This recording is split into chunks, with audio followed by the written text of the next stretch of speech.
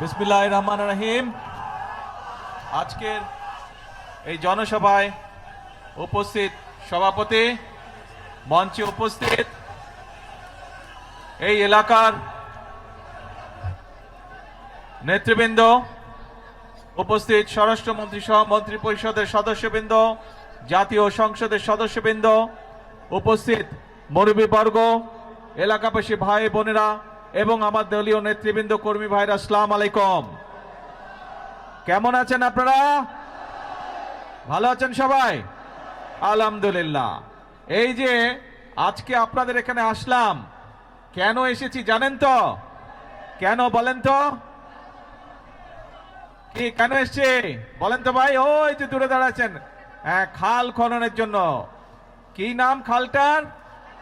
পাতালি খাল। এই খালটা কিন্তু আজকে যে আমরা পুনর্খননের কাজে হাত দিয়েছি, এই খালটা প্রথম খনন করেছিলেন আজকে থেকে 50 বছর আগে কে? শহীদ রাষ্ট্রপতি জিয়াউর রহমান। প্রিয় ভাই বোনেরা, এই খালটি আমরা এই জন্য খনন করতে চাই, কারণ আপনাদের নিশ্চয়ই মনে আছে, আপনারা নির্বাচনের আগে শুনেছিলেন যে আমরা দেশের মানুষের সামনে বলেছিলাম যে আমরা সরকার গঠন করতে, আল্লাহর রহমতে সরকার গঠন করতে সক্ষম হলে আমরা দেশের জন্য কতগুলো কাজ করতে চাই এবং কি কি সেই কাজগুলো। সেই কাজগুলো ছিল আজ যে খাল খনন কর্মসূচি এখানে উদ্বোধন করলাম আমরা। এইরকম দেশে আমরা বিভিন্ন জায়গায় খাল খনন কর্মসূচির কাজ শুরু করতে চাই, পুনর্খননের কাজ শুরু করতে চাই এবং ইনশাল্লাহ আগামী 5 বছর আমরা সারা বাংলাদেশে আমাদের লক্ষ্য হচ্ছে 20,000 কিলোমিটার খাল আমরা খনন করব। কারণ এই খাল, এই যে পাতালি খাল, এই খাল খনন করার ফলে আমরা দেখেছি প্রায় 40,000 মানুষ উপকৃত হবে। এই এলাকার প্রায় 1200 হেক্টর জমিতে পানির সুবিধা পাবে কৃষিকাজের সময়। প্রায় 1200 মেট্রিক টন খাদ্যশস্য বেশি উৎপন্ন হবে এই এলাকায় এবং সরাসরি প্রায় 8,500 কৃষক ভাই সেই সেচ সুবিধা পাবে এই খাল পুনর্খনন করার মাধ্যমে। এইভাবে চিন্তা করুন,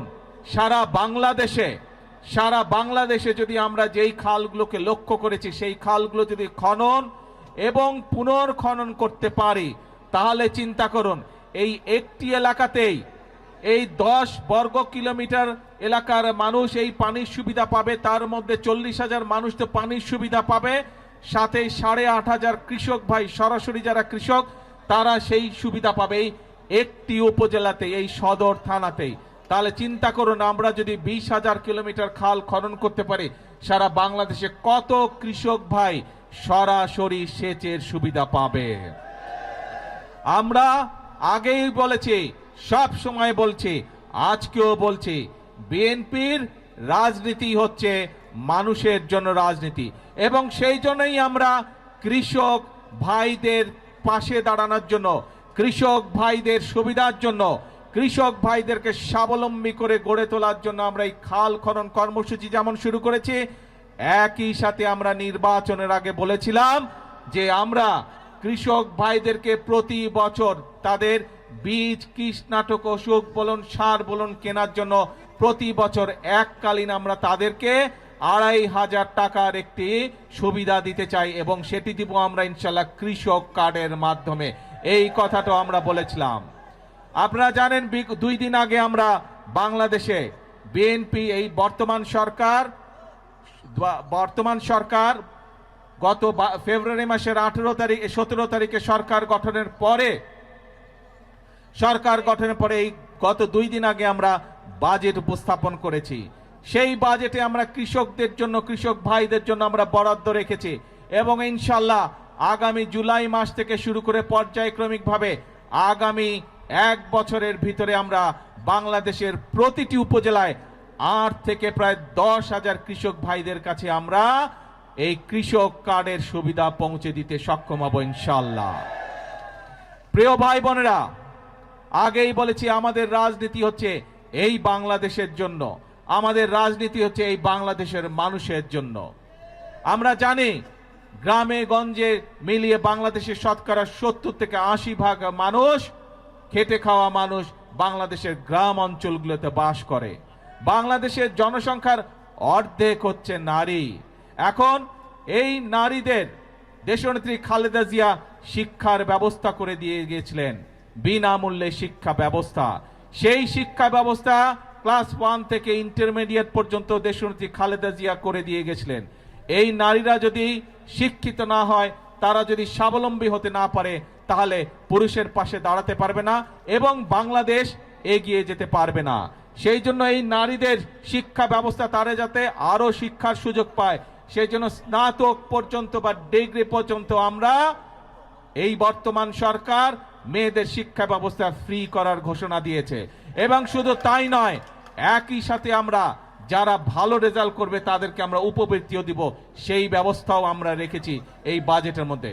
এবং একই সাথে এই যে বাংলাদেশের শতকরা 70% মানুষ, অন্তত 70% মানুষ যে গ্রামে বসবাস করে, এই গ্রামের পরিবারগুলোকে স্বাবলম্বী করে গড়ে তোলার জন্য আমরা মায়েদের হাতে ফ্যামিলি কার্ড তুলে দেবার ঘোষণা দিয়েছি।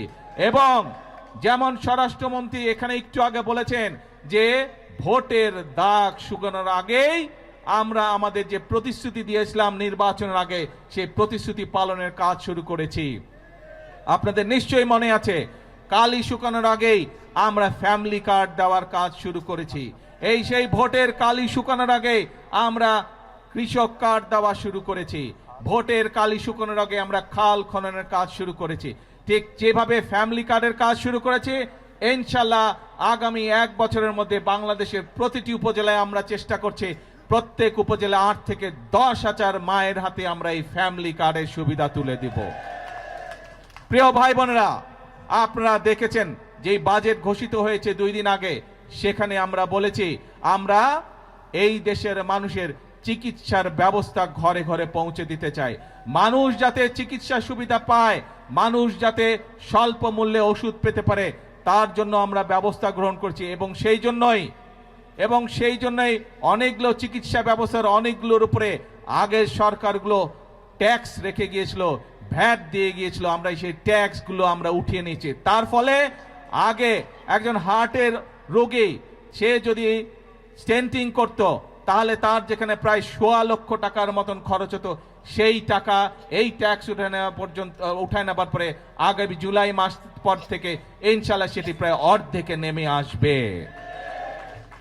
শুধু তাই নয়, অনেক মানুষ, বাংলাদেশের অনেক মানুষ কিডনি ডায়ালিসিস রোগী আছে, কিডনি ডায়ালিসিস করতে হয়, সেই ডায়ালিসিসের যে ওষুধ আসে সেটিরও ট্যাক্স তুলে নেওয়া হচ্ছে। তার ফলে এখন প্রায় 800 থেকে 8,000 টাকা পর্যন্ত প্রত্যেকটি রোগীর প্রত্যেকটি ডায়ালিসিসের ক্ষেত্রে খরচ কমে আসবে। প্রিয় ভাই বোনেরা, এই কাজগুলো করার উদ্দেশ্য এবং কাজগুলো করার লক্ষ্য একটি। কি সেই লক্ষ্য? সেই লক্ষ্য হচ্ছে দেশের মানুষ যাতে একটু ভালো থাকতে পারে। আজকে সকালবেলায় আসার সময় যখন আমি প্লেনে করে এই কক্সবাজার আসছিলাম, তখন আমি প্লেনে বসে বসে পত্রিকাগুলো দেখছিলাম যে কি কি সংবাদ করেছে। অনেকগুলো পত্রিকাতে আমি দেখলাম, পত্রিকাগুলো নিউজ করেছে প্রতিবার বাজেটের সময় নিত্য প্রয়োজনীয় জিনিসের মূল্য পরের দিনই বৃদ্ধি পায়। আল্লাহর রহমতে আলহামদুলিল্লাহ, শুকুর আলহামদুলিল্লাহ, এইবার বাজেট দেওয়ার পরে এখন পর্যন্ত কোনো জিনিসের দাম বৃদ্ধি পায়নি। কারণ চাল, ডাল, তেল, নুন সব প্রয়োজনীয় যে জিনিসগুলো আছে তার উপরে যে সকল ট্যাক্স ছিল, বর্তমান সরকার এই 2 দিন আগের বাজেটে 60টি পণ্যের উপর থেকে ট্যাক্স তুলে নিয়েছে, যাতে করে নিত্য প্রয়োজনীয় জিনিসের দাম না বাড়ে। প্রিয় ভাই বোনেরা, কারণ উদ্দেশ্য একটি, লক্ষ্য একটি, দেশের মানুষ যাতে ভালো থাকতে পারে। কিন্তু প্রিয় ভাই বোনেরা, আমরা যেমন মানুষের নিত্য প্রয়োজনীয় জিনিসের, ওষুধ, বিভিন্ন চিকিৎসার বিষয়ের ট্যাক্স কমিয়ে দিয়েছি যাতে সেগুলোর দাম কমে যায়, যাতে মানুষ স্বস্তিতে থাকতে পারে। আমরা ট্যাক্স বাড়িয়েছি কিসে? আমরা ট্যাক্স বাড়িয়েছি মদের উপরে। আমরা ট্যাক্স বাড়িয়েছি কিসে? আমরা ট্যাক্স বাড়িয়েছি সিগারেটের উপরে, যা মানুষের জন্য ক্ষতিকারক। কিন্তু আমরা সামাজিক মাধ্যম সহ বিভিন্ন নিউজের মধ্যে দেখলাম একটি খবর। সেই খবর? বিরোধী দল দেখলাম বলছে যে এই বাজেট তারা মানে না, গণবিরোধী বাজেট মানে না। প্রিয় ভাই বোনেরা, আপনাদের কাছে আমার প্রশ্ন, দাঁড়াও। প্রিয় ভাই বোনেরা, আপনাদের কাছে আমি প্রশ্ন রেখে যেতে চাই, যেই বাজেটে ট্যাক্স কমানো হয় সেই বাজেটও বিরোধী দল মানে না। যেই বাজেটে মদের দাম বাড়ানো হয়, যেই বাজেটে সিগারেটের দাম বাড়ানো হয়, সেই বাজেটও বিরোধী দলের পছন্দ নয়। তাহলে এবার বিরোধী দলের উদ্দেশ্য বুঝতে পেরেছেন, লক্ষ্য বুঝতে পেরেছেন? তাদের লক্ষ্য বা উদ্দেশ্য দেশের মানুষের পাশে দাঁড়ানো নয়, তাদের উদ্দেশ্য একটাই, তাদের লক্ষ্য একটাই, সেটা হচ্ছে দেশের মধ্যে একটি অস্থিতিশীলতা, অশান্তি তৈরি করা, মানুষকে বিভ্রান্ত করা। প্রিয় ভাই বোনেরা, আমরা আরেকটি বিষয় এখানে বাজেটের মধ্যে উল্লেখ করেছি, বাংলাদেশ কৃষি প্রধান দেশ, কিন্তু কৃষির সাথে সাথে একই সাথে আমাদেরকে শিল্প বাণিজ্য গড়ে তুলতে হবে, এবং সে কারণেই শিল্প বাণিজ্য যদি গড়ে উঠতে পারে আমাদের সন্তানরা সেখানে কর্মসংস্থানের ব্যবস্থা হবে, চাকরি বাকরি ব্যবসা বাণিজ্য করতে পারবে। এবং সে কারণেই যে সকল শিল্প দেশে উৎপন্ন হয়, যে সকল দ্রব্য দেশে উৎপাদিত হয়, একই জিনিস যেগুলো বিদেশ থেকে আসে সেগুলোর উপরে আমরা ট্যাক্স বাড়িয়েছি, যাতে করে দেশে যেই দ্রব্যটি উৎপাদিত হচ্ছে সেই দ্রব্যটি যারা উৎপাদিত হচ্ছে সেই শিল্প কারখানাটি যাতে সাপোর্ট পেতে পারে তার ব্যবস্থা আমরা এই বাজেটের মধ্যে রেখেছি। এটিও বিরোধী দলের পছন্দ নয়। এখন প্রিয় ভাই বোনেরা, দেশের মালিক আপনারা, দেশের মালিক কোনো রাজনৈতিক দল নয়, দেশের মালিক কোনো পরিবার নয়, দেশের মালিক হচ্ছে বাংলাদেশের 20 কোটি জনগণ।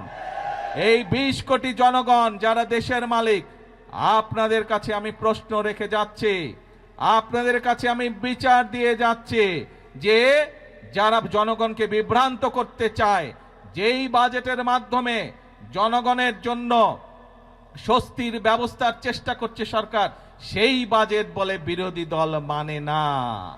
তারা দাবি তুলেছে কেন মদের উপরে আমরা ট্যাক্স বাড়ালাম, তারা দাবি তুলেছে কেন আমরা সিগারেটের উপরে ট্যাক্স বাড়ালাম, এই তাদের দুঃখ, তাদের কষ্ট। কেন বর্তমান সরকার 60টি নিত্য প্রয়োজনীয় দ্রব্যমূল্যের ট্যাক্স কমিয়ে দিল, এই হচ্ছে তাদের দুঃখ। তাহলে কি এরা জনগণের বন্ধু হলো? জনগণের বন্ধু তারা হলো না। প্রিয় ভাই বোনেরা, আজ সময় এসেছে কারা জনগণের বন্ধু এবং কারা জনগণের বন্ধু নয় এইটি সঠিকভাবে নির্ণয় করতে হবে। আমরা অতীতে দেখেছি জনগণকে বিভ্রান্ত করে অনেকে অনেক কথা বলেছে, কিন্তু জনগণের ভাগ্য পরিবর্তন হয়নি, দেশের ভাগ্য পরিবর্তন হয়নি। এই প্রথম আমরা চেষ্টা করছি প্রিয় ভাই বোনেরা, বিএনপি যেমন অতীতেও চেষ্টা করেছে, আপনারাই বলেছেন এইখানে শহীদ জিয়া খাল খনন করেছিলেন, দেশনেত্রী খাল খনন করেছিলেন, বৃক্ষরোপণ করেছিলেন, এই কাজগুলোর মাধ্যমে ধীরে ধীরে দেশের অবস্থার পরিবর্তন হচ্ছিল। কিন্তু যারা বিভ্রান্তকারী, যারা ষড়যন্ত্রকারী, বিভিন্ন সময় তারা ষড়যন্ত্র করেছে এবং ষড়যন্ত্র করে মানুষের ভাগ্যের পরিবর্তনের যে গতি তাকে তারা বন্ধ করতে চেয়েছিল, দেশের ভাগ্যের পরিবর্তনের যে গতি তাকে তারা বন্ধ করতে চেয়েছিল।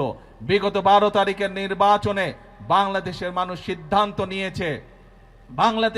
সিদ্ধান্ত নিয়েছে দেশের জন্য যারা কাজ করে তাদেরকেই বাংলাদেশের মানুষ দায়িত্ব দিয়েছে। আগেই বলেছি আমাদের সকল বিএনপির সকল ক্ষমতার উৎস হচ্ছে জনগণ, কাজেই জনগণের শক্তি হচ্ছে আমাদের শক্তি, জনগণের সমর্থন হচ্ছে আমাদের সবচেয়ে বড় সমর্থন, জনগণের শক্তি হচ্ছে আমাদের সবচেয়ে বড় শক্তি। আমাদের সাথে জনগণের সমর্থন আছে বলেই যতক্ষণ আমাদের এই ধরে প্রাণ থাকবে আমরা ততক্ষণ পর্যন্ত এই দেশ এবং এই দেশের মানুষের জন্যই কাজ করে যাব, এবং এই কাজের মাধ্যমেই আমরা চেষ্টা করব সর্বোচ্চ শক্তিতে ইনশাআল্লাহ চেষ্টা করব এই দেশের ভাগ্যের পরিবর্তন করার জন্য, এই দেশের মানুষের ভাগ্যের পরিবর্তন করার জন্য। কারণ এই দেশই হচ্ছে বিএনপির প্রথম ঠিকানা, এই দেশই হচ্ছে বিএনপির শেষ ঠিকানা।